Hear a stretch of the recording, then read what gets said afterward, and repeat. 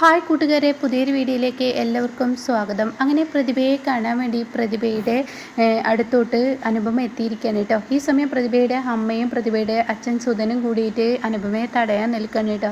എന്തിനാണ് നീ വന്നിരിക്കുന്നത്? നിൻ്റെ വാക്കുകൾ കേട്ട് എൻ്റെ മകൾ അന്ന് സുശീലയുടെ വീട്ടിലോട്ട് പോയിട്ട് എന്താണ് എൻ്റെ മകൾക്ക് കിട്ടിയത് അത് നന്നായി അറിയാം എന്ന് പ്രതിഭയുടെ അമ്മ പറയുമ്പോൾ, നിങ്ങളുടെ മകളെ പറഞ്ഞയച്ചതും സത്യൻ അവിടെ നിന്ന് തിരികെ കൊണ്ടുവന്നതിലൊക്കെ ഒരു കാര്യമുണ്ട്. അത് കേട്ട ഉടനെ എന്ത് കാര്യമാണ് ഉള്ളത്?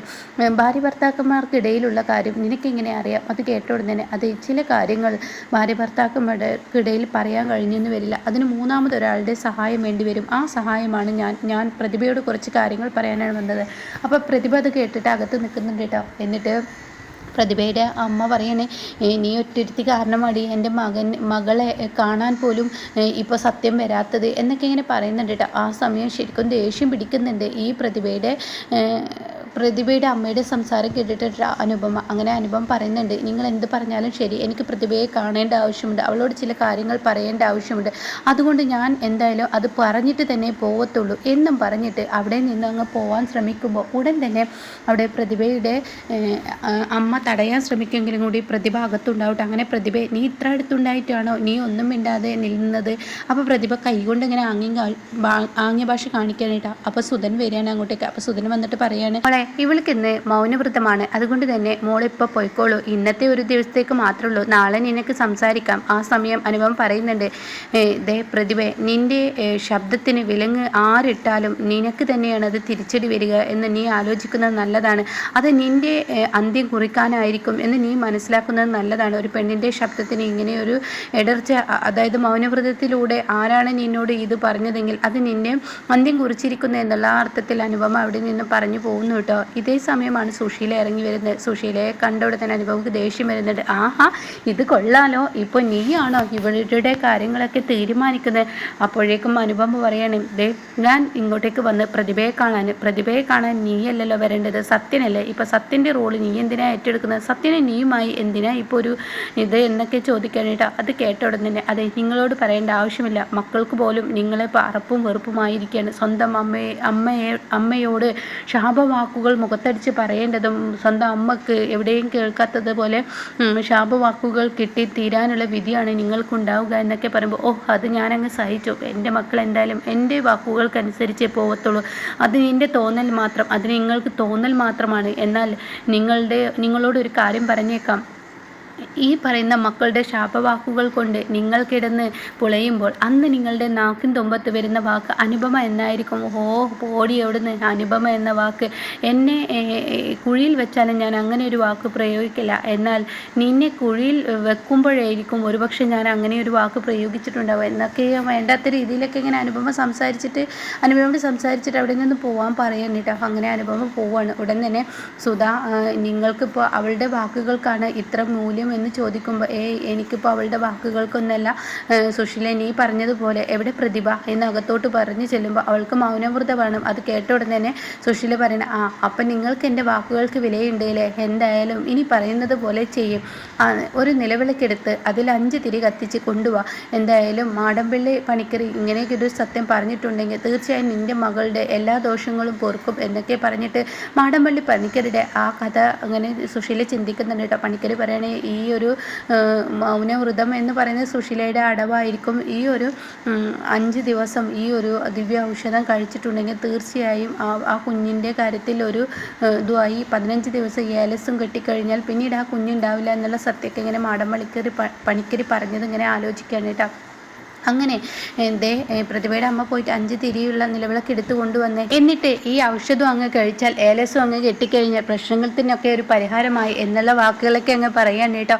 അങ്ങനെ ഈ വാക്കുകളൊക്കെ കേൾക്കുമ്പോൾ വളരെ സന്തോഷത്തോടു കൂടി സുശീല, നിൻ്റെ വാക്കുകൾ തന്നെയാണ്, എന്തായാലും എൻ്റെ മകളെ നീ തിരികെ വിളിക്കുക എന്നുള്ള ആ മനസ്സ് കാണിച്ചില്ല, അത് തന്നെ വലിയ ഭാഗ്യം എന്നൊക്കെ പറഞ്ഞിട്ട് അവർ ആ നിലവിളക്ക് എടുക്കാൻ പോകുമ്പോൾ പ്രതിഭ മൗനത്തിൽ എന്തൊക്കെയോ ചിന്തിക്കുന്നുണ്ട് കേട്ടോ. എന്നാൽ ഈ സമയം ചിരുവിനെയാണ് കാണിക്കുന്നത്. ചിരുവിൻ്റെ അടുത്തോട്ട് സരോജിനി വരുന്നുണ്ട്. അപ്പോൾ ചിരു ഡ്രസ്സൊക്കെ മടക്കി വെക്കുന്നുണ്ട്. അപ്പോൾ സരോജിനി ആൻറ്റി ഇത്ര വേഗം വന്നു.